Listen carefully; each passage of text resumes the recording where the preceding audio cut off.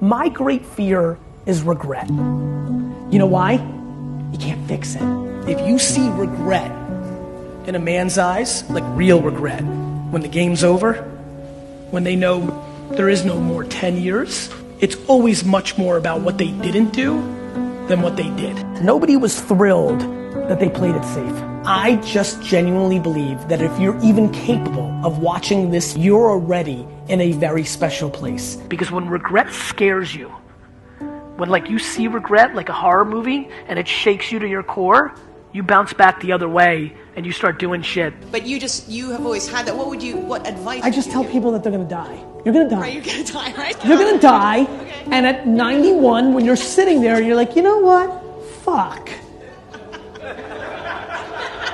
I mean it. The likelihood, the odds of being born is 400 trillion to 1. 400. You are more likely to win the lottery 7 times in your life than actually being born. You know how many people here are living life like they're coming fucking back? Imagine we actually did come back. Could you imagine literally being a tree and sitting there and be like, fuck, I used to be a human? We are so unbelievably lacking perspective and are so not grateful for what's happening here. We so focus on negativity and shit that's bothering us. We need to spend way more time on optimism and good and all the good things that are happening. If you lack optimism, it's game over. A good one.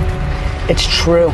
If you can't look for the bright side or look at the half glass full or be optimistic instead of pessimistic, if you can't do that, you just absolutely have no chance of winning because it's all how one synthesizes what's in front of them. You don't necessarily know, but if you love it, if it just gets you going, the idea of buying and selling something or starting something or building a community, you must scratch that itch.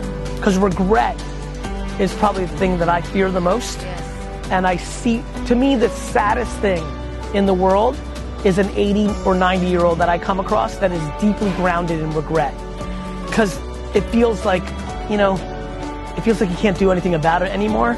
I just wish you guys so much happiness, and that starts within. Like if the voice in your head isn't good and is insecure or you don't love yourself, you've just got to understand that that was put in your head by somebody, by something, and you need to kick it the fuck out. And my mission is to help you kick it the fuck out. Perspective, you know, regret.